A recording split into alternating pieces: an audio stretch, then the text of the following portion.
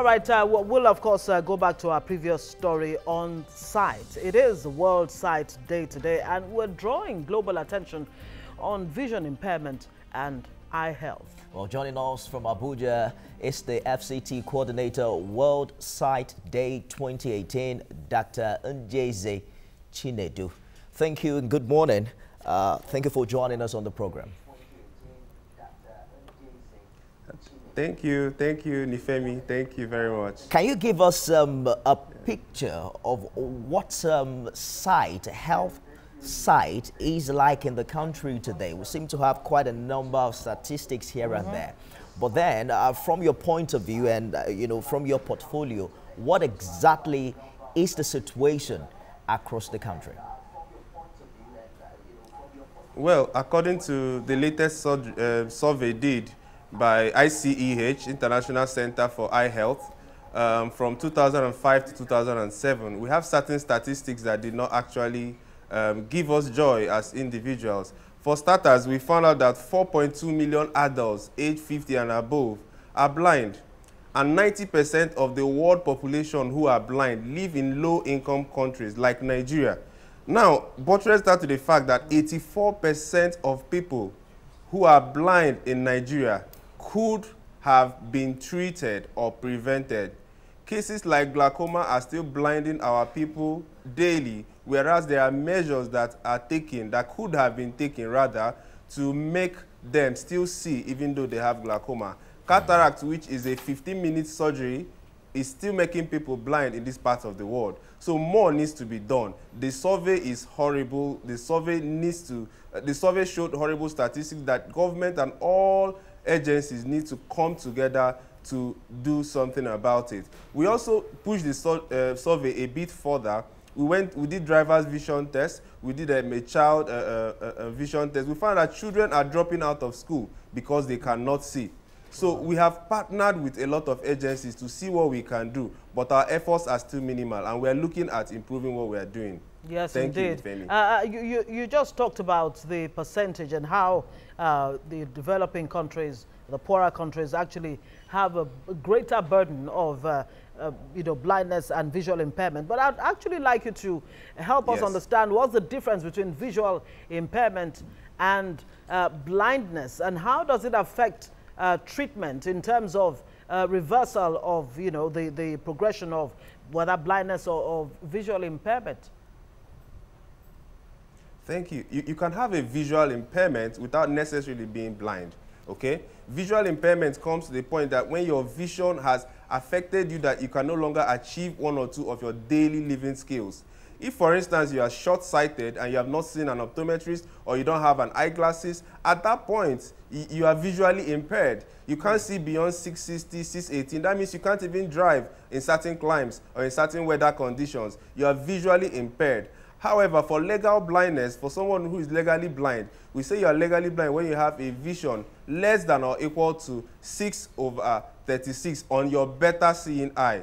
That means you cannot see things clearly on your best eye, something that a normal person can see at 36 meters. You can't see it even at 6 meters. So that is blindness. How does visual impairment transcend to blindness? Now, when you are visually impaired, for some time, there's nothing you can do about it. We have people who are born with cataract. They have congenital cataract. They are visually impaired. Now, if nothing is done as soon as possible for them, if they didn't undergo a cataract surgery, for instance, they are going to be blind over time. If, for instance, someone is diagnosed with glaucoma and the person does nothing about it, within a short time, and the person can go needlessly blind. Because open-angle glaucoma, for instance, has no symptoms. There are no signs. The person doesn't feel he has an eye problem. But a simple, comprehensive eye exam reveals that this person has glaucoma. And if the person doesn't go for management or treatment or surgery, as it were, the person will go blind in a few years. Wow. You seem to have painted quite an impossible situation. You mentioned a situation where except you have a comprehensive test or examination. Yes. Proper care for the eyes, experts say it starts with having regular eye examination. The challenge, however, is that even in our primary healthcare centers, you scarcely find an eye department. You finally find, a sight specialist when you visit hospital. How then can we encourage that culture of constant examination in this part of the world? You know, this is where the government needs to come into partnership. We have the Nigerian Optometric Association. We have written severally. We want to partner with primary healthcare centers. The optometrist is trained as a primary health eye care specialist.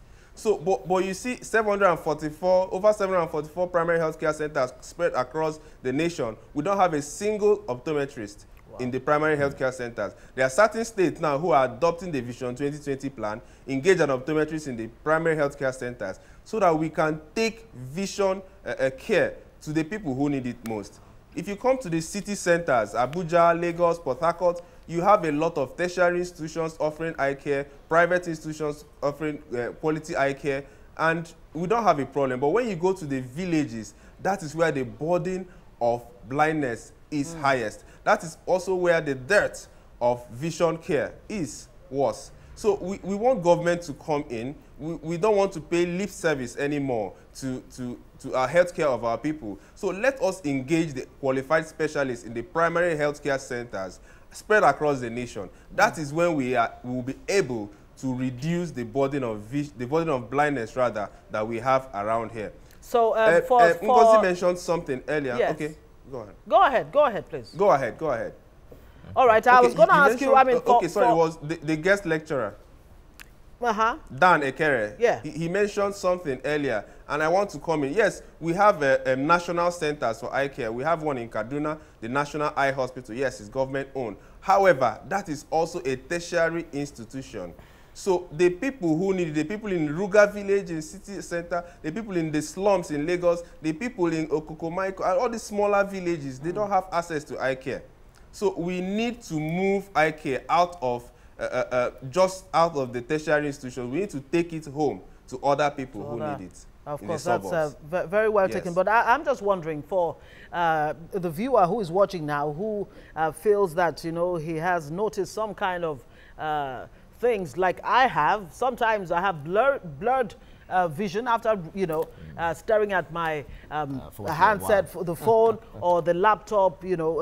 Yes. How would you advise when it comes to the use of this, you know, modern day gadgets, and how regularly should I go for that eye test so it doesn't get worse? The first thing we advocate for is regular eye test. Now, the international standard is if you are below 40 or below 45 rather, you are meant to have an eye test done once every 2 years. However, we've taken it up. We say everybody should go for an eye test at least once yearly.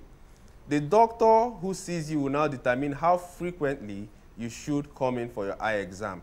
Now, about the devices we use, all our devices emit blue light. The cell phones, the mobile, the laptop, the TV, they emit blue light, which affects the eye over time. So we are advocating for some of these devices to have a UV protector. But before that happens, we advise people who work constantly on the computer or who browse often with their phone to go get a blue light lens. It's a type of glasses that protects your eye from the blue light. Now, you will notice that when you use these devices often, when you use them often, you find out that the eyes get tired. Yes. So it's the effect of this blue light. It's all right, Dr. Chinedu. We'll get back to you in a bit. There is still a lot more to discuss in this light. There are a lot of people using sunshades now.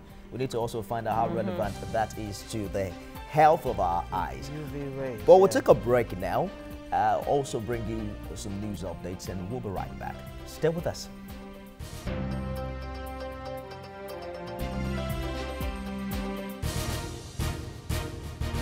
We still have Dr. Ngozi Chinedu right there in our Abuja studio talking about World Sight Day. We've been exploring all the you know, different issues around the issue of you know, sight and visual impairment, and of course blindness. Thanks for remaining with us. Now, you were talking about, you know, what to do to help yourself, especially when it comes to gadgets, this computers, handsets, and all of that. But let's even talk about diet and how it affects visual impairment, or what you can do to actually, prevent it. Is there any kind of diet that experts like yourself would recommend for people? Well, there are certain times to recommend a vitamin-rich diet or an antioxidant-full diet for vision. However, it's important to note that this is what should make you should make up a proper meal or a proper diet before the visual impairment comes. That's it. When the visual impairment comes up, there's little or nothing antioxidants can do. By antioxidants, I mean things like vitamin C, lutein, zeaxanthin, which ordinarily we should get from food. But it's best that we inculcate it in our daily diet now. Fruits and vegetables, like the brightly colored fruits and the brightly colored vegetables like carrots, and we inculcate it in our food now before there's a macular degeneration or a cataract or one other visual impairment comes up. It's all right, Yes. doctor. So we need to start eating now before the evil day. Eating right. Just on Monday, the Nigerian Yes, please. Optometric Association called on the Federal Road Safety Commission to set up eye test departments in all the FRSC command units. The clause there, however, is that, of course, it will serve to identify drivers with deficient vision. Yeah. But they're also saying that it will, make money for the FRSC because drivers will have to pay for eye test and screening. What are your thoughts as regards this? Of course, on one way, we want to, deal with the issue of sight. But on the other hand, if you're asking drivers to pay, we might not get a desired result. Well, the Nigerian Optometric Association, in extending that hand of fellowship to the FROSC, we said we are ready to partner with them. We have the manpower, we have the personnel. We are an umbrella body of over 4,000 eye care optometrists in the country, okay? So we are ready to partner with them. So it might not come or boil down to the FRSC collecting more money if they partner with us to test these drivers. It's important to note this. I was discussing with someone the other day, and he said he entered a cab going to the east, or a bus going to the east rather, and the driver, before moving on, wanted to put on his glasses. Do you know this man wanted to exit the car? He said, no, I can't drive. Driver, you're not seeing. But my question is simple. You are safer with the driver who wears glasses than the one who has a visual impairment or a refractive error and has not seen an eye doctor. So it's even safe to say that many accidents on our roads, yes, can be linked to visual impairments on the part of the driver. Imagine how many lives are put at risk just because somebody, that's true. That's true. Is not seeing well. All right, Dr. Njezi Chinedu, thank you so much for enlightening us on this World Eyesight Day. That's right. Yeah, World Sight Day. WSD. Thank you, Ngozi. It's my pleasure. You so much. World Sight Day, yes.